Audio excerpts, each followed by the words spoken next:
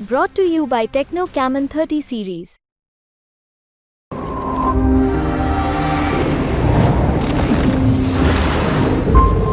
शिक्षा के लिए इन मदरसों की कोई ज़रूरत नहीं है, चंद मदरसों की ज़रूरत है।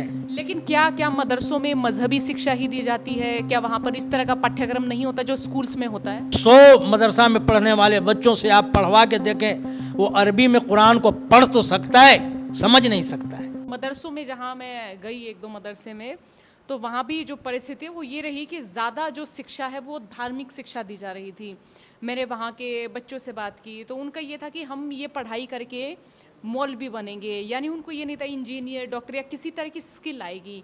तो ये जो धर्म की शिक्षा भी दी जा रही है तो इसे भी हम ये कहेंगे कि वो रोज़गार के लिए या बहुत ज़्यादा रोज़गार के लिए भी सही नहीं है, ठीक नहीं है। देखिए, मैं इसको लेकर के बहुत क्लियर हूँ और आपकी वीडियोस देख करके हमारे लोग हमसे नाराज़ भी होंगे शायद, लेकिन मैं फैक्ट बात करने में विश्वास रखता हूँ, भरोसा रखता हूँ। ये नहीं कि सिर्फ समाज सरकार पर ही आरोप लगाया जाए। अगर कमियां हम में है, समाज में है, तो उसका भी उल्लेख होना चाहिए। देखिए, मजहबी शिक्षा के लिए इन मदरसों की कोई ज़रूरत नहीं है, चंद मदरसों की ज़रूरत है। लेकिन क्या क्या मदरसों में मजहबी शिक्षा ही दी जाती है? क्या वहाँ पर इस तरह का पाठ्यक्रम नहीं होता जो स्कूल्स में होता है? देखिए, इस सिलसिले में हम लोगों ने कोशिश किया था, पिछली जब सरकार थी हुड्डा साहब की और अखलाकुर रहमान कदवई जब गवर्नर थे, तो हम लोगों ने प्रपोज़ल रखा था और चौधरी आफ्ताब साहब जो विधायक हैं उनकी अध्यक्षता में कमेटी बनवाई थी कि आप बिहार में देख करके आइए, आप मध्य प्रदेश में देख करके आइए, वहाँ बच्चों के जो अधिकार और हुकूक हैं उनका जो है नुकसान नहीं हो रहा है। मदरसा बोर्ड सरकार ने बनाया है और मदरसा बोर्ड में स्वतंत्रता है, जो मदरसा वाले चाहें अपना अफिलिएशन करा लें, जैसे हरियाणा स्कूल बोर्ड है वैसे मदरसा बोर्ड है बिहार में। जिनको मर्जी है वो मदरसा बोर्ड से अपने मदरसे को मंजूर कराएं। मदरसों में बच्चे साइंस, मैथ और दीनियात, मैं बहुत दावे से कहता हूँ, क्योंकि बिहार के 200 मदरसों को मैंने विजिट किया है। ये जो मदरसे आप हरियाणा में देख रहे हैं, इन सभी मदरसों से 200 गुना अच्छी शिक्षा होती है।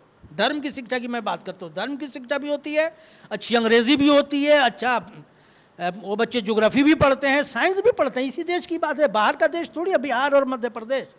तो उस तरह के मदरसे होने चाहिए। समाज को भी मदरसों में दीन और के मज़हब के साथ साथ इस तरह की शिक्षा दी जानी चाहिए ताकि हमारा बच्चा अपने साथ साथ देश के भी काम आए। और मज़हब की तो बात मैं कहता हूँ कि मज़हब की जितनी शिक्षा है, किसी भी परिवार में अगर लोग मजहबी हैं, धार्मिक हैं, कोई भाई पंडित के घर में बच्चा पैदा होता है ना, तो सारी चीज़ें सीख लेता है जो पंडित जी के घर में है।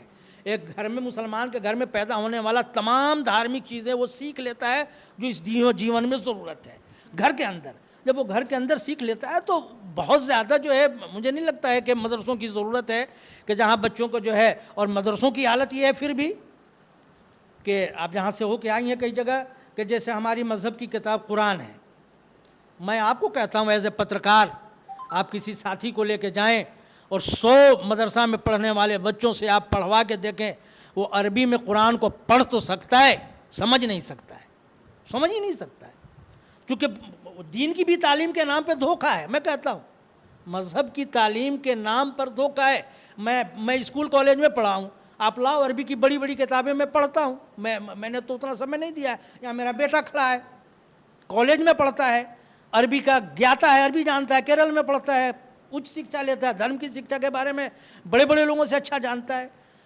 तो ये इसलिए है कि हमने वैसे मदरसों में भी हमने पढ़ी जहाँ के लोगों ने इंतज़ाम किया है कि आप आर्ट्स पढ़िए, कॉमर्स पढ़िए, आप जो है इस्लाम में इकनॉमिक्स क्या कहता है वो जानना पड़ेगा।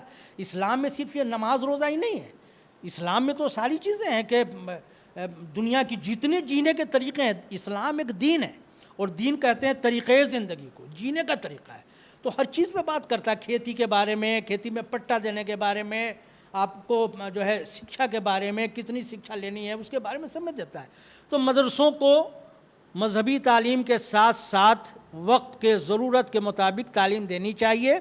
और मैं आपको एक इन्फॉर्मेशन के लिए देता हूँ कि इस सिलसिले में हमारे हिंदुस्तान में भारत के जो जमीयत उलमा हिंद है, भारत में मुसलमानों के उलमा की बड़ी तंजीम है, उन्होंने थोड़ा आगे 2 कदम बढ़ाया है और उन्होंने कहा है, हज़रत मौलाना महमूद मदनी साहब ने, कि जितने मदरसे हैं इसको ओपन स्कूल में बदलो।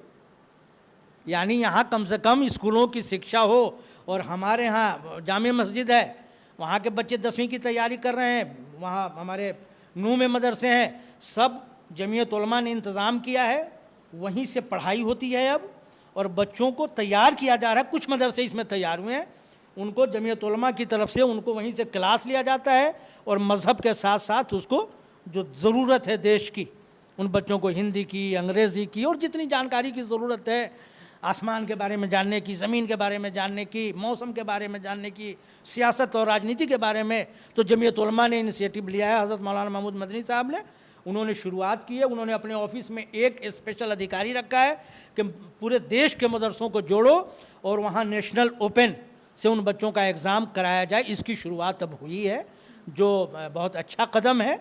आप जिन मदरसों में गई होंगी वहाँ वो अभी नहीं जुड़े हुए हैं, तो मुझे उम्मीद है कि हज़रत मौलाना महमूद मदनी साहब और जमीयत उलमा के इस तहरीक से और मदरसे जुड़ेंगे, और दीन के साथ साथ मुल्क को चलाने में जो सहयोग देने वाली तालीम है उसको भी लोग हासिल करेंगे। तो फिर अगर मैं यहाँ फिरोजपुर झिरका क्षेत्र के स्कूलों की बात करूँ तो यहाँ भी परिस्थिति कुछ ठीक नहीं है। मैं असल में मदरसों के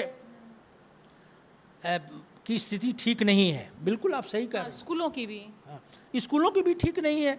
स्कूलों की भी ठीक नहीं है कि अब एक स्कूल में 3 क्लासेस हैं, 6ठी 7वीं 8वीं, एक शिक्षक है।